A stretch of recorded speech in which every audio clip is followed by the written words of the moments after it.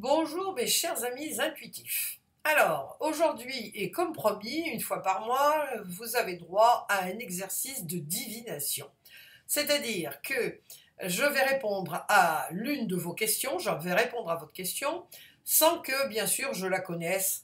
Alors, pour cela, c'est comme la dernière fois, vous avez dû choisir entre 10 portes. Voilà, vous avez une question et vous vous êtes dit que entre de 1 à 10, vous choisissiez la 2, la 3, la 5 ou la 10, et que celle que vous avez choisie allait répondre, enfin ce que j'allais dire, allait répondre à votre question. Ça va vous donner votre réponse. Donc si vous n'avez pas encore fait cela, je vous conseille de mettre la vidéo sur pause et dès que vous avez votre question bien dans la tête, bien précise, bien claire, pas de questions à tiroir, hein, on est bien d'accord, ou de questions ambiguës.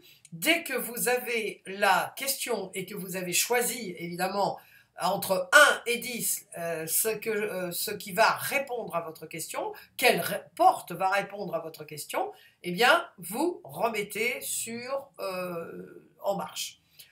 Alors, on va découvrir la porte numéro 1. Donc, ce sont toutes des portes ouvertes, hein, contrairement à la dernière fois où c'était des portes fermées. Alors là, c'est une porte c'est une porte ancienne, hein, très ancienne, qui doit ouvrir sur un monument qui est, ma foi, enfin, c'est une porte certainement d'un monument ancien ou d'une bâtisse ancienne, mais solide. Alors là, on voit que aussi bien la bâtisse que la porte, tout ça, c'est du solide, hein. On ne voit pas trop ce qu'il y a derrière, donc on peut deviner. Moi, ce que je devine, c'est qu'il y a une autre enfilade de portes. C'est quelque chose de très protégé. On n'entre pas dans cette bâtisse, dans cette maison, dans ce monument, où on voit quel que soit le bâtiment, on n'y entre pas facilement. La porte est ouverte, mais attention, ça n'est pas, enfin, ça ne veut pas dire pour ça que tout de suite vous allez aller au centre de la maison. C'est-à-dire qu'il y a plusieurs portes. Moi, j'en vois une, là, enfin, j'en entrevois une. Il y a une autre porte, et puis après, sûrement une autre porte. Donc, ce qui me laisse à penser que c'est quelque chose qui est, bon, bien protégé, ça, certainement, mais aussi que il y a un certain secret, hein, là-dedans. On n'a pas envie que les gens qui entrent dans cette bâtisse, ils découvrent tout de suite ce qu'il y a. Je dirais qu'il faut montrer patte blanche. Oui, voilà, montrer patte blanche ou être bien introduit. Mais de toute façon, on passera par des phases, hein. Les portes, ça va vous faire entrer dans une autre chose, après dans une autre chose.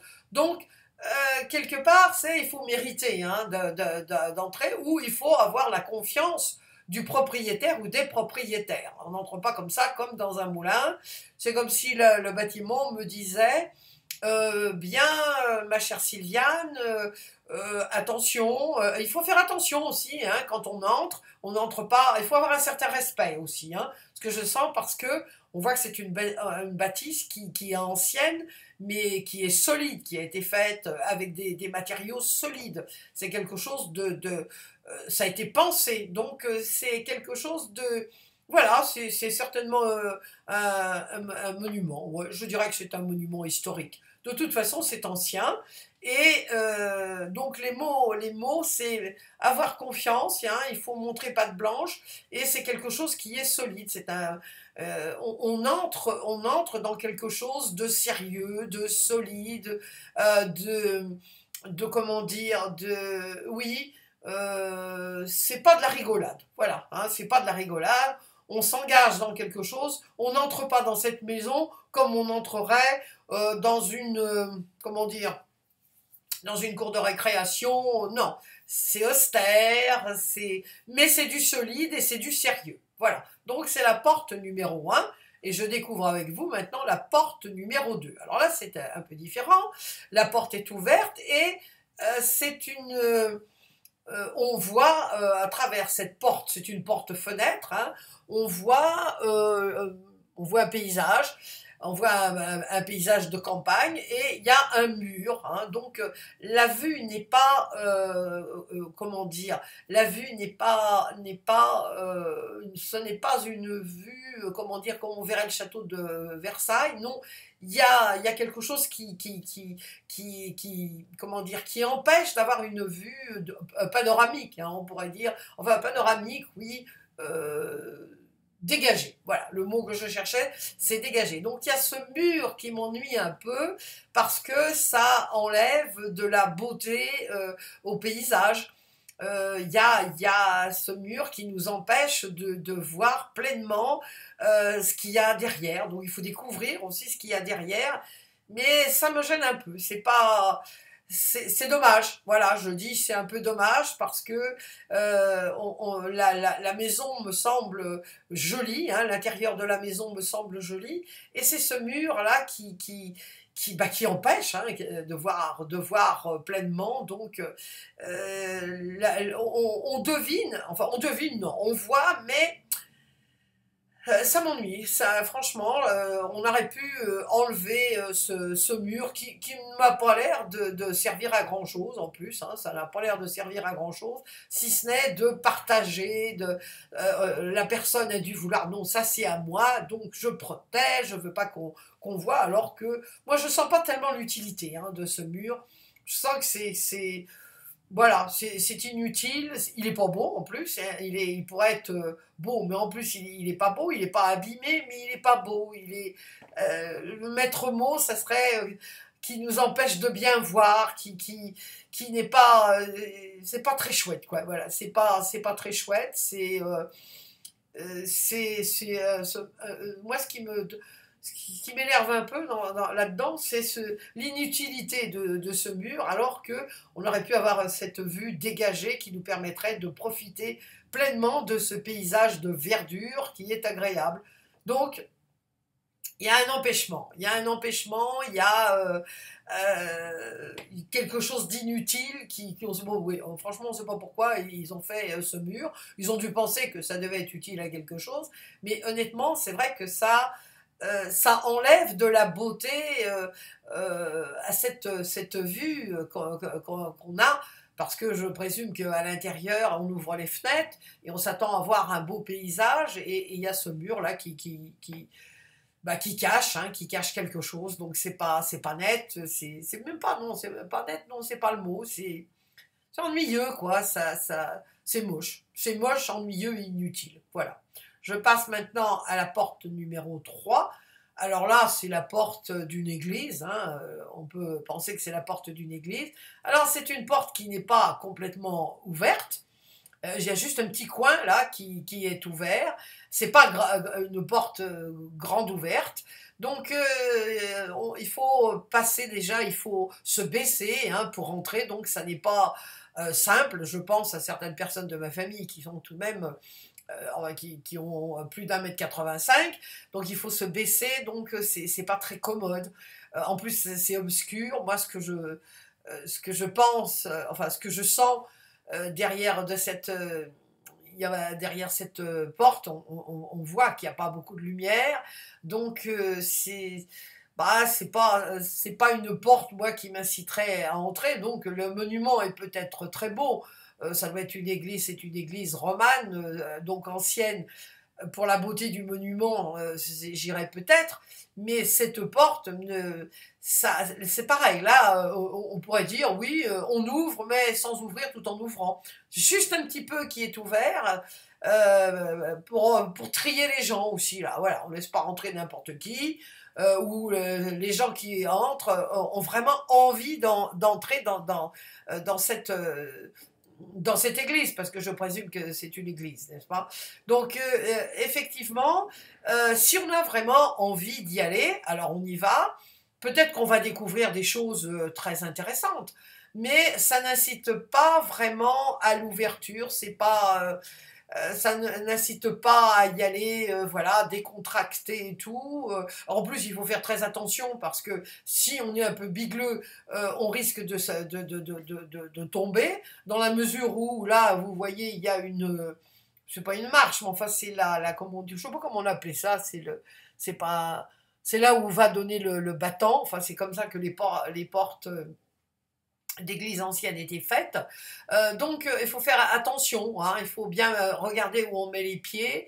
C'est pas aisé. Voilà, on n'entre pas facilement là-dedans. Bon, ce qui est pour une église, il y a un certain respect à avoir, hein, bien sûr, mais on s'attendrait quand même à ce que ce soit qu'il y ait plus d'ouverture, plus de facilité, plus de lumière aussi, hein, parce que bon, alors déjà, si vous ne vous cassez pas la figure, vous risquez, si vous ne regardez pas où vous allez, de vous recasser la figure ou de vous la casser cette fois-ci, de vous casser la figure parce qu'il n'y a pas de lumière.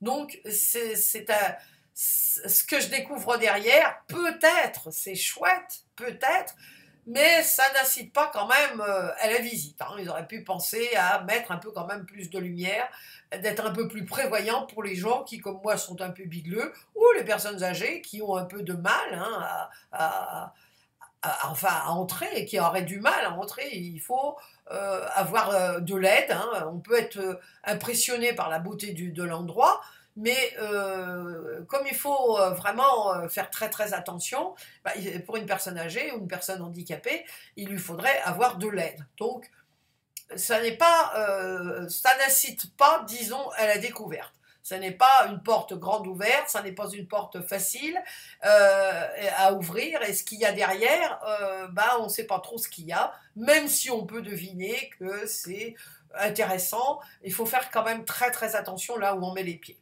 Alors, on découvre la porte numéro 4. J'ai choisi toutes ces portes en fermant les yeux. Vous voyez, je les ai mises dans une boîte, j'ai ouvert et paf, paf, paf, paf. Et après, je les ai choisies. Donc, je les découvre en même temps que vous parce que je n'ai pas vu vraiment ce qu'il y avait. Alors là, c'est la porte d'un pont-levis qui est ouvert, hein. Donc là, c'est un château du Moyen-Âge, hein, puisque les ponts-levis, c'était les châteaux du Moyen-Âge. Alors, quand j'avais choisi cette porte, enfin j'ai choisi une centaine de portes il y a quelque temps, c'est aussi parce que j'adore cette époque du Moyen-Âge. Là, donc c'est pour ça que j'avais choisi. Le pont-levis est vraiment quelque chose qui est très caractéristique du Moyen-Âge. Moi, ce que je sens, c'est que alors là, c'est le contraire de l'autre porte. On ne voit pas trop non plus ce qu'il y a, mais c'est ouvert. Donc là, il y a déjà, on nous incite à entrer, on nous incite à venir. Là, il n'y a pas c'est pas, on n'a pas à faire très très attention. Enfin bon, il faut toujours regarder quand même où on met les pieds. Mais je veux dire, on entre avec beaucoup de facilité. C'est grand, c'est spacieux. Là aussi, c'est pareil, hein, c'est une bâtisse, on devine que c'est une bâtisse solide, costaud, ça, on peut dire que, on va avoir les comptes, ce pont-levis doit dater de enfin 6 ou 7 siècles, il est encore en bon état, enfin, je présume, en bon état, il a l'air en bon état. Donc, personnellement, comme moi j'aime beaucoup le Moyen-Âge et que j'aime beaucoup l'histoire, j'ai ce pont, enfin cette porte pont-levis, on va dire, moi ça me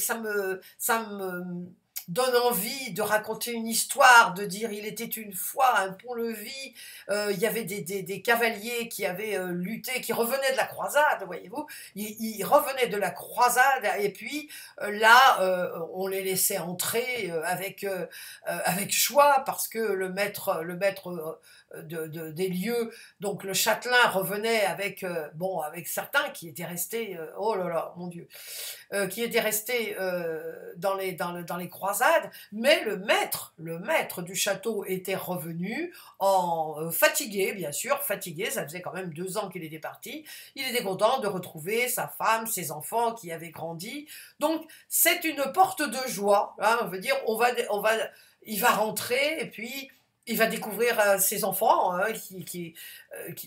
ça fait longtemps qu'il ne les avait pas vus, donc ça va être un moment de joie, après la fatigue, après le repos, après la guerre, le repos du guerrier.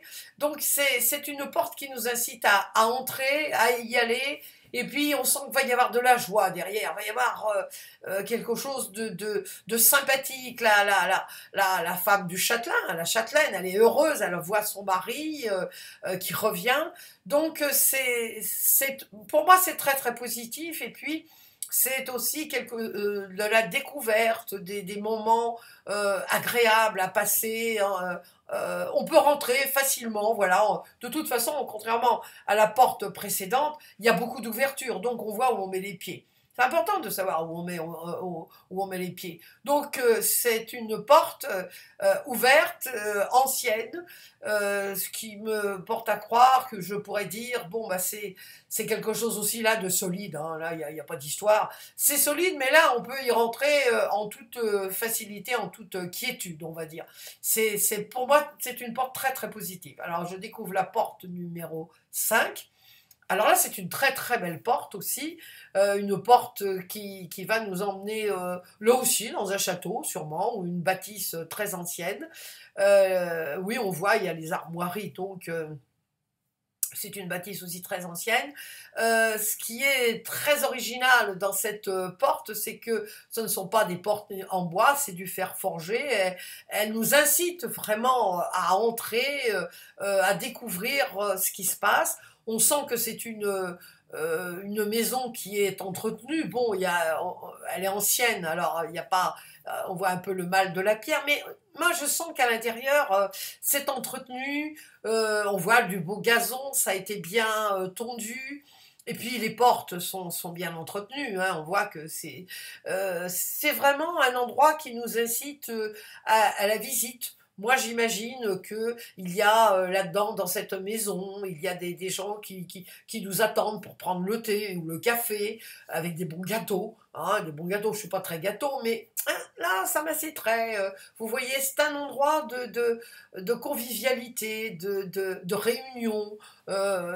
C'est un endroit qui incite. On a envie d'entrer dans cette maison, on a envie d'y aller, on a envie de découvrir ce qui se passe.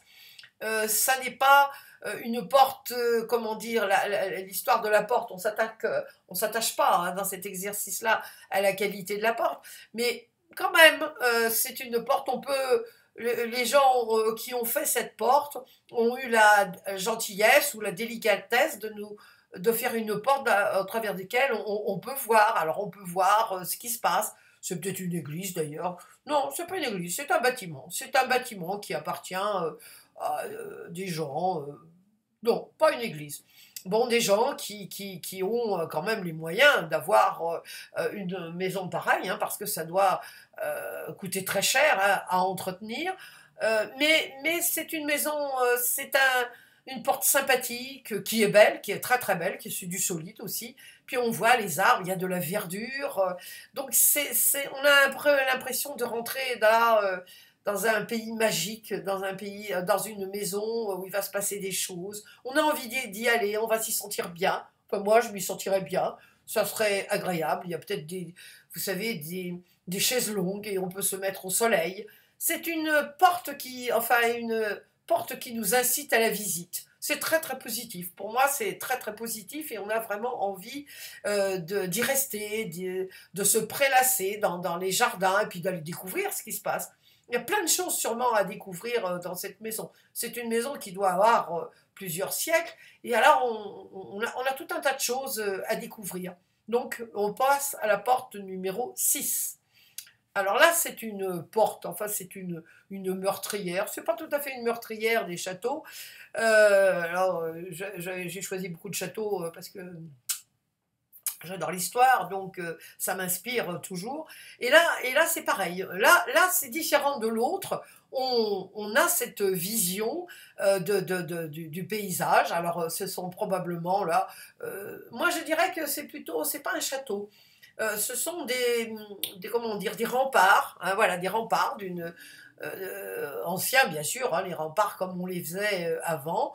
Alors je ne sais pas si c'est oui du Moyen Âge ou avant le Moyen Âge, mais les personnes qui ont construit ça, bien sûr, voyaient ce qui allait se passer s'il y avait des envahisseurs qui arrivaient, mais aujourd'hui on peut voir, comment dire, la végétation, on voit aussi qu'il y a une autoroute là dans le fond, alors ça c'est un peu moins chouette, l'autoroute, mais bon quand ils ont construit ça, ils ne savaient pas évidemment qu'il y allait y avoir un jour des voitures, Donc on sent aussi que comment dire, le rempart, bah, c'est du solide encore, là aussi c'est du solide, c'est très très bien conservé. Le petit bémol, c'est que bon, il faut quand même faire attention parce que là, on sent que si on se penche, bah, on peut tomber. Donc, c'est très positif, c'est agréable, on voit ça. Moi, je verrais, vous voyez, bon, on ne peut pas amener des enfants, hein, bien sûr, parce que c'est dangereux. Il y a un côté tout de même dangereux, donc il faut là aussi oui, faire attention, hein, quand même, faire attention.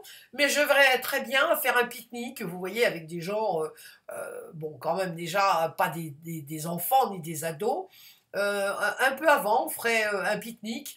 Et puis on verrait dans le lointain, on verrait ce paysage, cette verdure, et ça nous donnerait un peu l'impression que on revient en arrière et puis on voit finalement, à part l'autoroute, ce que ceux qui l'ont construit voyaient.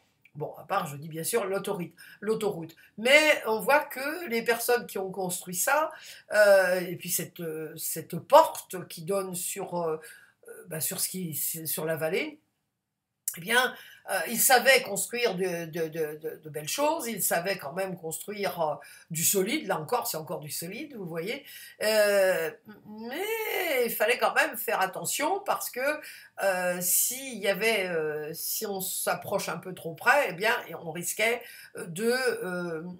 bah, de tomber. Moi, à mon avis, avant, ce qu'il y avait là, ça devait être des canons. Ça devait être des canons pour protéger la ville. Donc, ce sont des remparts et ça protégeait aussi la ville. Donc, ça servait de protection. Donc, effectivement, quand ils l'ont construit, le but n'était pas de faire attention, parce que c'était complètement caché, cette ouverture qui peut être dangereuse, était parfaitement cachée par le canon, un énorme canon, enfin les canons qui protégeaient la ville. Voilà, j'aime bien, c'est chouette. Bon, il y a un petit bémol parce qu'il faut faire attention de ne pas se casser la figure, faire attention de qui on amène là, à cet endroit-là. Si vous avez des enfants, bien sûr, il faut bien les tenir par la main. Donc je dirais que bah, c'est un endroit où c'est agréable pour faire un pique-nique comme ça, et puis voir au lointain, dans le lointain, ce qui se passe. Voilà, donc c'était la porte numéro 6. Alors nous arrivons à la porte numéro 7. Alors la porte numéro 7, elle ouvre sur un paysage qui est un peu désolant, hein, je dirais.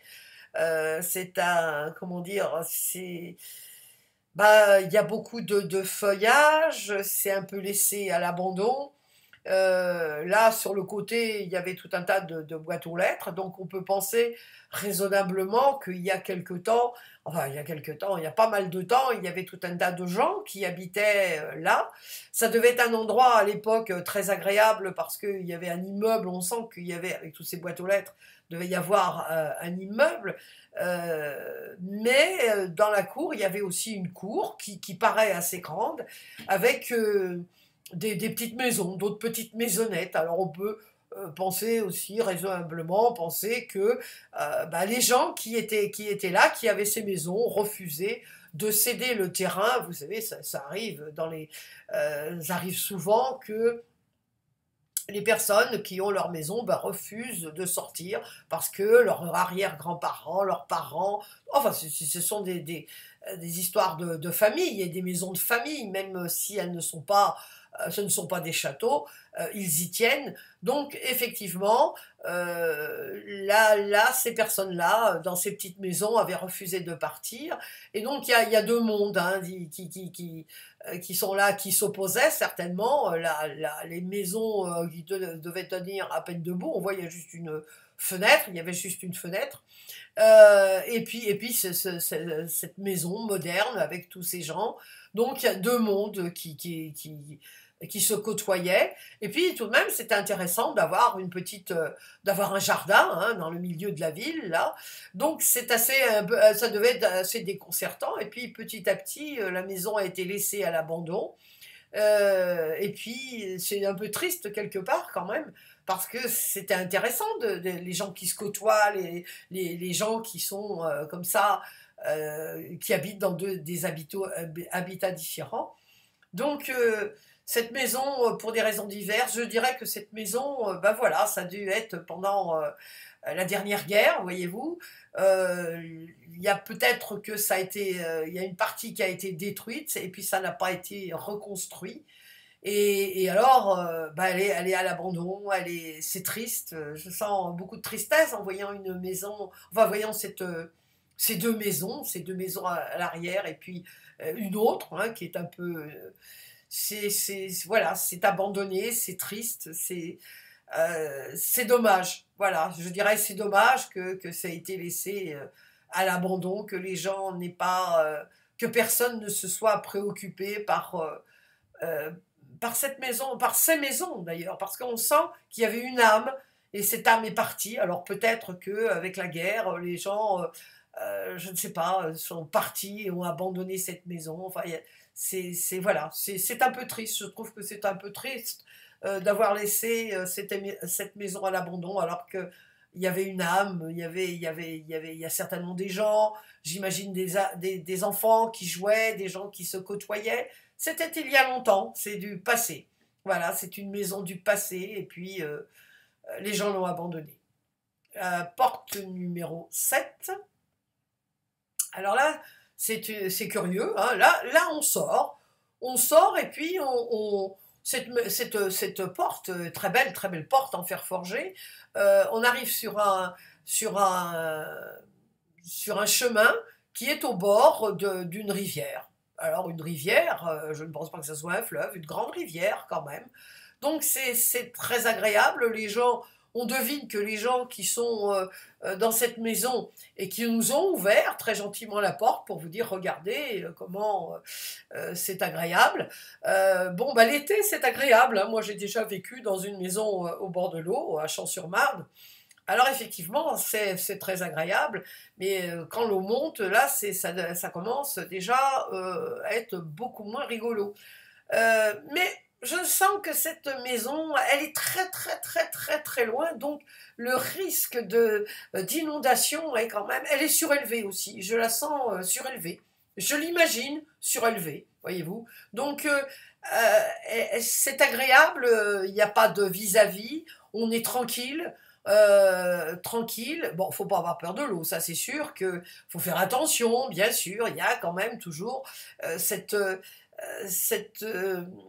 comment dire,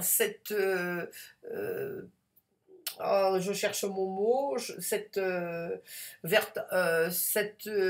possibilité, bon, c'est pas le mot exact, mais ça va me revenir, cette possibilité d'avoir un petit peu de danger, mais c'est très agréable, hein. La porte est très belle, on sent que la maison, enfin les personnes qui l'ont construit ont voulu faire quelque chose de joli. Et puis bon, rien ne nous empêche de voir l'eau qui doit être très agréable, ça doit être très agréable, là du haut de la maison, on regarde cette eau, et puis on débouche, cette porte qui s'ouvre sur l'eau, moi, ça me fait, comment dire, ça nous ouvre à l'imagination, tout est permis, on peut dire n'importe quoi, on peut imaginer n'importe quoi, c'est vraiment la porte ouverte à l'imagination, au possible, à tout ce qui peut, ce qui peut, ce que l'eau peut nous éveiller, on peut voir passer les péniches, on peut voir donc, c'est tranquille, c'est apaisant cette eau qui passe. Voilà. Bon, de toute façon, on sent que la maison aussi, là aussi, est bien entretenue. On voit du gazon, il y a de la verdure, c'est pensé, et puis c'est agréable. Voilà, c'est très agréable de déboucher sur quelque chose d'inattendu, hein. On ne s'attendrait pas à trouver une porte comme ça. C'est une porte pour se promener, parce que bien sûr, là, il y a pas de place pour les voitures. Donc c'est agréable, ça incite à la promenade, ça incite à la rêverie, ça incite à l'imagination. C'est c'est agréable, voilà, c'est très agréable. On peut sortir, se promener, revenir calmement, on peut méditer, on peut... Enfin, c'est vraiment très agréable. Alors, alors là, c'est plus du tout la même chose. La porte numéro 9. Alors là, on est dans... C'est lourd, là, c'est beaucoup plus lourd. La porte, bon, est ancienne. On sent que c'est une. Alors la porte, elle est ancienne, mais elle est solide. Hein. Elle est solide, relativement solide. Elle est pas. Elle a quand même laissé passer tous ces gravats. Alors là, on entre dans un truc qui est pas du tout sympa. Il y a des gravats, faut escalader enfin, c'est même plus des gravats. C'est même plus des gravats. Ce sont des, comment dire, ce sont des pierres énormes. Alors là c'est pareil, il faut bien regarder là où on met les pieds, on ne sait pas trop où on va, ça nous empêche de passer, c'est pas facile. Bon, c'est un peu, excusez l'expression, casse-gueule, hein, c'est vraiment le mot exact. C'est un peu casse-gueule, on n'y arrive pas, elle est quand même restée ouverte, hein, elle a tenu bon. Elle a tenu bon la porte, hein, parce qu'avec des pierres comme ça, je ne sais pas comment elles sont arrivées là, comment elles sont tombées là, mais elles ont toute la force de casser la porte. Donc ce qui fait que la porte, elle est quand même solide. C'est un rempart, hein, c'est un rempart, on ne sait pas trop où on va non plus quand on rentre dans cette porte-là. Bon, il faut dire qu'on n'a pas quand même non plus très envie d'entrer là-dedans. Hein, parce que, comme je l'ai dit, avant de pouvoir passer tous ces obstacles, d'ailleurs, on ne sait pas trop ce qu'il y a, c'est pas non plus très éclairé, c'est comment dire, rabaissé, ça doit être la porte d'une cave ou d'une maison, ouais, c'est ça, d'une cave, je dirais plutôt d'une cave, qui n'incite pas trop à nous laisser pénétrer. Bon, même si elle est solide en soi, je veux dire, on n'a pas. Moi, j'ai pas vraiment comment dire, je prendrais pas le risque d'entrer. Bon, va falloir enlever tout ça, ou alors il faudrait enlever tout ça. Ça va demander du travail, ça va demander quand même, bon, bah, d'avoir les engins hein, pour enlever tout ça, parce que on peut pas les porter à main nue, hein, même les costauds ils pourront pas. Il faut donc vraiment avoir sous la main, enfin avoir je sais pas, moi, même pas, c'est même pas une, comment dire, une brouette, hein, une brouette, voilà, une grosse brouette. Mais je veux dire, avant d'entrer, va falloir passer tout ça. Donc on peut imaginer que c'est un peu c'est pas non c'est pas on n'a pas envie d'entrer, enfin moi j'ai pas envie d'entrer, on n'a pas envie ou alors il faudrait être vraiment très très intéressé par alors ça peut être quelqu'un qui aurait vraiment envie de tout rénover dans cette maison. Ça va demander du travail, mais probablement vu quand même l'état de la porte, on peut raisonnablement penser que le reste de la maison est aussi solide, hein, c'est fait dans du solide. Donc on voit d'ailleurs, on voit un peu les pierres. Enfin, n'a pas été fait avec le même amour, de la belle œuvre, on pourrait dire, que certaines portes qu'on a vues précédemment. Donc, si quelqu'un est vraiment très très intéressé, mais il faut vraiment être très très motivé, très très intéressé pour rénover cette maison, alors là, on enlève tout et on y arrivera. Mais ça va demander du temps et je dis beaucoup de motivation. Alors on passe à la dernière porte. Ah, une jolie porte. Alors là, c'est pareil, hein, là, vous voyez, c'est une porte pour terminer. Bah, ça a été le hasard, mais le hasard, est-ce qu'il existe? Bien sûr que non. Là, c'est comme une carte postale, vous voyez, vous êtes enfermé quelque part, mais moi ce que je sens c'est euh, là, passer cette porte et là vous allez découvrir l'immensité, il y a des coquelicots, la liberté. Donc si vous étiez restreinte ou restreinte là, parce que il y a cette porte qu'il faut passer, hein. Bon, on sent là aussi que c'est quand même aussi quelque chose qui a été construit pour durer. Ben voilà, vous avez là, il y a une impression d'ouverture, d'amplitude, de liberté. Voilà, moi je dirais de liberté, on a envie enfin moi personnellement, j'ai envie de partir sur ce chemin, on va découvrir des choses, c'est oh là là, de courir comme quand j'étais plus jeune, et puis je découvrais des choses. Il y a plein de choses à découvrir, il y a plein de choses à voir, et puis bon, il n'y a pas d'obstacle. la route est libre, c'est vraiment, on peut y aller en toute quiétude, hein, on pourrait dire. Et puis, on va découvrir des choses, on ne sait pas trop, mais on va découvrir des choses, il y a le paysage, puis il y a cet arbre dans le fond, il est un peu tout seul, là, mais c'est comme s'il nous appelait, cet arbre, en nous disant, moi j'aime bien les arbres. Je trouve que les arbres, c'est vraiment très régénérant. Moi, quand je vois un arbre, enfin, un arbre comme ça, évidemment, même quand il est rabougri, j'ai du respect. J'ai beaucoup de respect pour les arbres, beaucoup d'amour et de respect pour les arbres. Et puis, lui, là, cet arbre-là, il est là, c'est comme s'il me disait, viens, viens, viens, tu vas découvrir à l'horizon, là, je suis moi à l'horizon, mais tu vas voir, tu vas découvrir plein de choses derrière, il y a tellement de choses à découvrir, tellement de choses. Alors là, il faut s'y mettre, hein. C'est même pas là, c'est pas une question de motivation. Là, on peut y aller à l'aise. Voilà, on y va. Le chemin est libre. On va découvrir des choses. C'est engageant. C'est la liberté. C'est l'amusement aussi. Il n'y a pas de contraintes. Il n'y a pas, oh là là, mon Dieu, qu'est-ce qui peut se passer? Non, non, non, non. Là, on y va à l'aise. Il suffit de passer la porte. Il suffit d'oser. Moi, je dirais voilà. Il suffit d'oser et de se lancer à l'aventure. Voilà. Eh bien, écoutez, nous avons fait donc les 10 portes. J'espère que vraiment vous avez eu toutes les réponses, hein, chacun et chacune a eu la réponse à sa question en fonction de ce qui a été dit, et j'attends vos commentaires juste après la vidéo, et je vous dis le mois prochain. Alors le mois prochain, ça sera un autre exercice, toujours pareil, hein, je répondrai à vos questions sans la connaître, enfin sans les connaître. Un autre exercice, je ne vous en dis pas plus, mais je vous dis à très très bientôt, et indépendamment de la divination, à très très bientôt pour un autre article sur une autre vidéo et un autre article sur les chemins de l'intuition. Au revoir.